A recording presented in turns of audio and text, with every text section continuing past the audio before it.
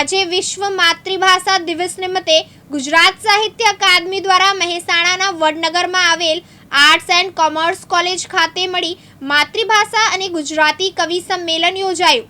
કવિ સંમેલનમાં મુખ્ય વક્તા તરીકે કવિ ડોક્ટર નવનીત જાની તેમજ વાર્તાકાર અને કવિ સંજય ચૌહાણ ખાસ ઉપસ્થિત રહ્યા હતા।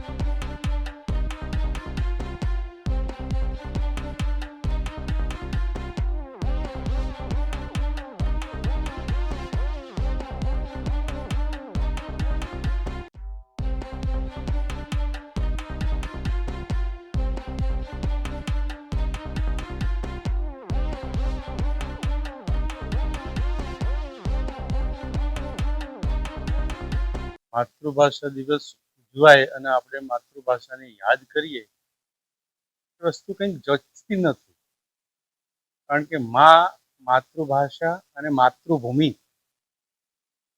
એની સાથેનો લગાવ દરેક વ્યક્તિનો હોવો અને જો જન્મથી જ બાળકને માતૃભાષામાં આપણે શિક્ષણ આપીએ કે સંસ્કાર આપીએ અને માતૃભાષા તરફનો લગાવ રાખીએ, ચોક્કસ માતૃભાષા દિવસ ઉજવવાનો વારો આવે નહીં, એવું મારું માનવું છે।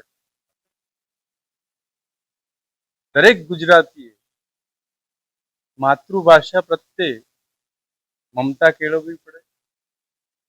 એની સાથે મમતા કે ભાવ થાય તો જ સમાજ, વ્યક્તિ અને આપણે સૌ માતૃભાષા તરફ વળશું। એના ગીતો છે, એનું સાહિત્ય છે, એના ફિલ્મો છે, એના નાટકો છે, આ બધું આપણે જોઈશું તો ચોક્કસ માતૃભાષાનું સંવર્ધન થશે। એના માટે આપણે કોઈ આવા ફંક્શનો કરવાની જરૂર પડશે નહીં, એવું મારું માનવું। માતૃભાષા આપણી ગુજરાતી છે। દરેક પ્રદેશમાં એની પોતાની ભાષા બોલાતી હોય, પણ ગુજરાતી ભાષામાં આપણે જે અનુભવીએ છીએ આ ભાષા લુપ્ત ન થાય એની કાળજી આપણે સવેળા લઈ રહ્યા છીએ, એ આપણને આનંદનો વિષય। અત્યારે હાલ ભાષાનું જુદી જુદી ભાષાઓનું મિશ્રણ ગુજરાતી ભાષામાં થાય છે તે જોવા મળે, તો એ ન બને અને આપણી આનંદ ધ્રુવ કહે છે કે આપણી ભાષા એક સુંદર બને અને આપણી ભાષામાં જે વિદ્યાર્થીઓ જ્ઞાન લે તે આપણા સૌની મહત્વની બાબત છે। અનુપસિંહ ચાવડા, દિવ્યાંગ ન્યૂઝ, મહેસાણા।